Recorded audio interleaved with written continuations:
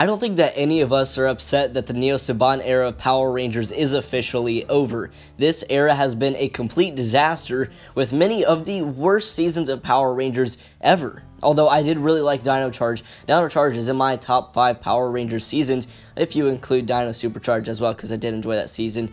But overall, it's been absolute crap. We take a show that I've loved for years like Power Rangers, and you make it unwatchable for me. I don't know how you do that, because even the worst Power Rangers I thought I could find some enjoyment out of. But then I took a look at seasons like Megaforce and Ninja Steel, and I just can't sit through a lot of the episodes. It was just absolutely terrible. There was filler garbage, and filler episodes I don't hate, because, you know, that's what make Power Rangers Power Rangers. It's filled with filler episodes, but they're really forgettable. All the Dino Charges were really good, but there's a point where too much filler is possible even with Power Rangers, and they took that to an extreme, and they threw the story out the window for many seasons, such as Megaforce and Ninja Steel, and just threw in a bunch of this nonsense. And that's a rant for a whole other video, just talking about filler itself. But today I have a retrospective of the Neo-Saban era as a whole. I'm going to go through Samurai, Megaforce, Dino Charge, and Ninja Steel, give my thoughts on each season as a whole, and I'm going to pair the super seasons with the regular seasons. I'm not going to go in depth into both of them separately. I'm just going to go into the incarnations and just give my thoughts on what I thought of the individual seasons and what I didn't like about them, and maybe what I like about them. But I don't think we'll be talking too much about that, except for maybe Dino Charge. But let's go ahead and get into it. So let's get into Samurai, shall we? The first season in the Neo-Saban era, and just kicked off this pretty bad era of Power Rangers with a couple of exceptions. And this season was okay. It wasn't the worst. Same with Super Samurai. It definitely wasn't the worst that the Neo-Saban era had to offer. And I really liked some of the characters in the season. Jaden was pretty cool. I kind of liked Mike, even though I feel like everybody hates Mike, but he was alright. And I think the rest of the characters were just average. Mia was kind of funny with her cooking or whatever. But Antonio, I really liked him being fun and energetic. Pretty much the opposite of a lot of the characters in the season. I feel like a lot of them were boring, and they were like, we have to be samurais, we have to be serious all the time. They have Antonio sitting over here just flailing his arms, being Antonio, if you know what I mean. And I really liked him as a character, and I loved him returning for the Super Ninja Steel 25th Anniversary Special. He was definitely the standout of Samurai, and I feel like, you know, post-Gold Ranger episodes are much better than the pre-Gold Ranger episodes. But I feel like the season just didn't make much sense, like at all. Like, why are these family members of the Rangers samurai? When did they become samurai? There's like no explanation. But apparently it was passed down from generation to generation. We don't really get any explanation to where it originated. You would think we would, but we don't, especially with Master G there. He seems to have all the answers, but he never really does anything. Master G was the mentor of the season. He gave advice, but we don't really know why. Why is he there? Where did he come from? Why is he the mentor? Wouldn't be anybody. I don't understand what Master G was doing there, other than just to be the mentor for the season. He really didn't do much. He was just there, gave advice.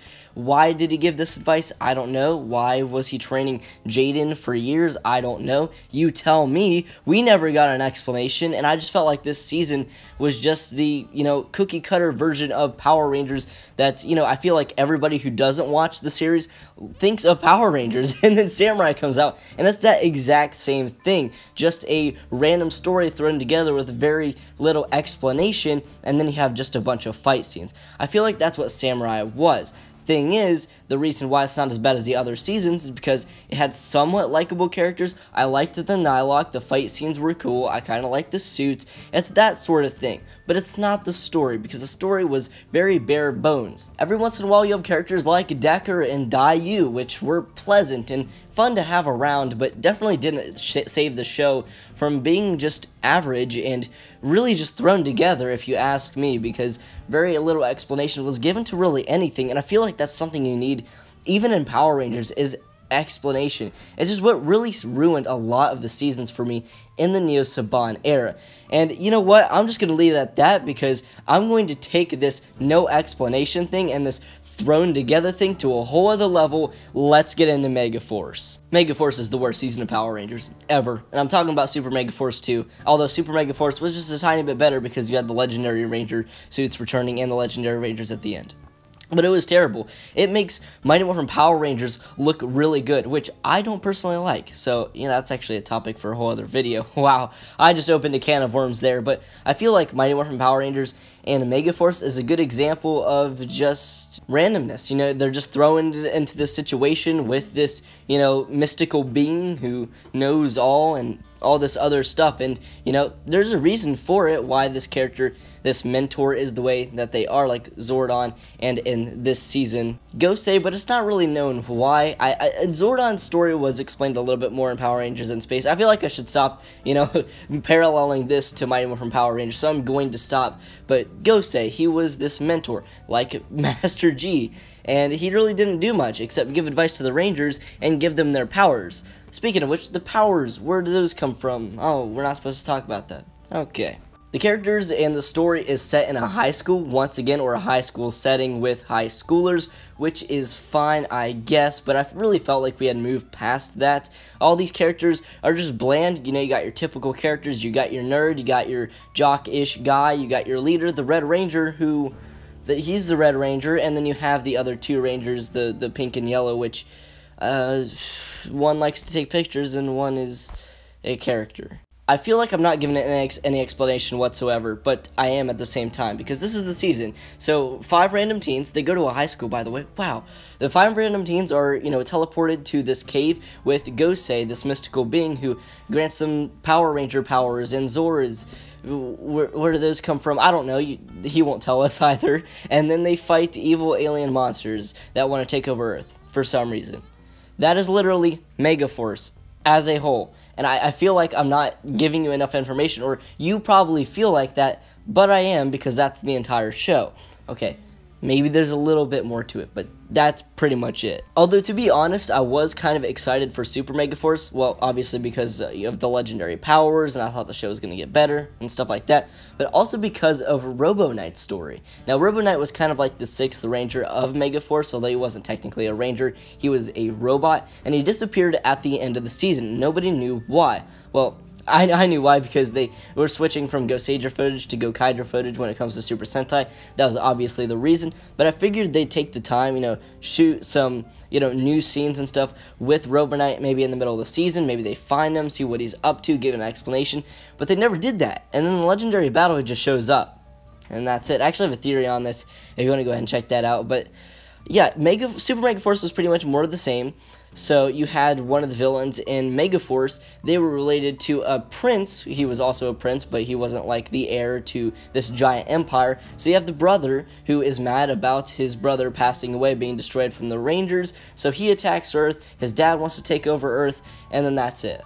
That's it. And overall, it was just a bad show. Every once in a while, they used legendary Ranger powers. Every once in a while, they used Ranger powers that never existed because Super Sentai footage, and that was the season, and it was absolutely terrible, just absolutely terrible. And you know what, I haven't really been going in depth too much, so let's go ahead and get into Dino Charge and really just talk about one of my favorite seasons of Power Rangers, really go in depth with the story, and finally talk about something that is worth talking about. So Dino Charger, I really like this season because of the suits, the characters, the story, everything. Let's start off with the story. So there's this keeper.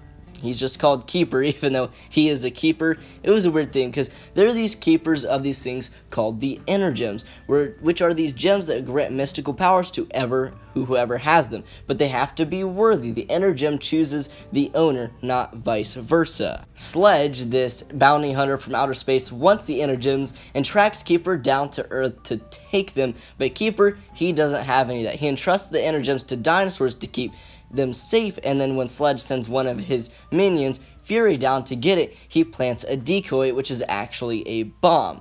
Fury takes it back up to the spaceship where Sledge and all of the other villains are. They open it and they're blasted into space from this decoy, which was actually a bomb. Fast forward to present day, a bunch of teens find these Energems and become Power Rangers because Sledge is back and he wants to take the Energems to do evil deeds, and that cannot be done. I really feel like this season had purpose. Now, of course, they had to keep the Energems away from Sledge, and that was a little basic, it was fine, but then they also had to find the other Energems, which was really fantastic because I mean, you really didn't know how many there was going to be. Now, some people did because they watched the Super Sentai counterpart, but I really didn't. I forgot how many Rangers there were. I was like, when are they going to add another Ranger? And there were a lot of Energems and a lot of Rangers, so they added them frequently, which was really cool to see. And Energems could also be passed from one owner to the other. So we had an old man, a Purple Ranger, and a girl Ranger. So that was pretty cool as well. Or girl Purple Ranger. I don't think I said purple. And the idea of Sledge, our main villain, being a bounty hunter was something we hadn't really seen too much before, and I really liked, and it really gave an explanation to all of the different monsters that he had, because he was a bounty hunter, he collected them for profit, but here he's using them for his own personal gain, because the Energems will make him very powerful and wealthy. Dino Charge and Dino Supercharge was a blast, having them trying to locate all of these different Energems, find brand new Rangers, new Zords, keep them out of the hands of Sledge, and defeat the monsters that tried to stop them. This season really had direction and was much better than the previous ones because of this direction and story that went into it. And going into Dino Supercharge, a lot of different villains were thrown into the mix like Heckle. It was really great to have a human villain back on the show, which was something that was really lacking from previous seasons. It added so much more to it, and they had to shoot original footage, so they had to think more about the story, really play into that, and it was really cool. And having that story about his planet being destroyed by Lord Arcanon, who was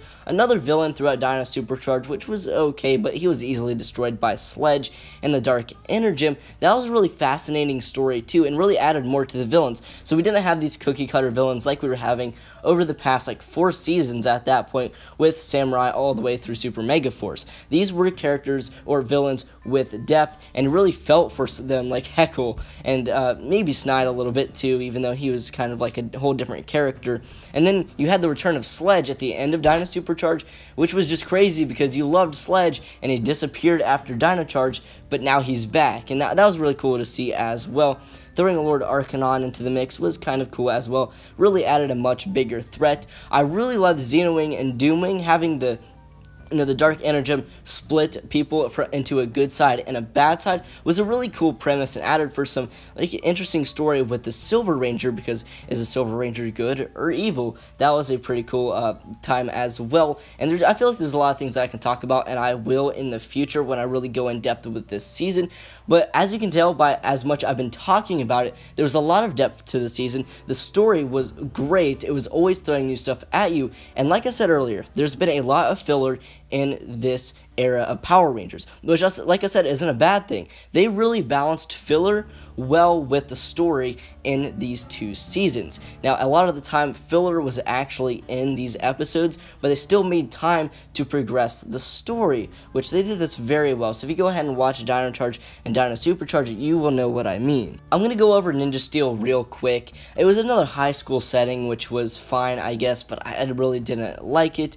You know, I felt like it was very similar to Dino Charge, where you had the Red Ranger looking for his dad, you had Galvanax, which Champion of Galaxy Warriors, that was a pretty cool premise as well. He wasn't necessarily like a ruler or anything. I like what they did with the past 2 seasons or 2 incarnations. They were different. One was a bounty hunter, one was a champion of like a fighting show, and that was cool as well. But overall, I'm not going to give it too much, thought, because I didn't watch too much of it, but I watched enough to know that it wasn't really that good, and it was really just this cookie cutter season as well. The characters weren't even really ninjas. They had the ninja stars from the Nexus Prism, but why is that ninja related, and why are they in high school again? And you had Victor and Monty, which was just a whole other thing, and I feel like this season just really didn't do much for the series at all. But I'm not going to give it any more thought, because I'm actually going to make another video on this soon, because this was the most recent season. I'm going to review it, and I'm not going to do that to the other seasons, so I figured I might as well stop it here so I can save that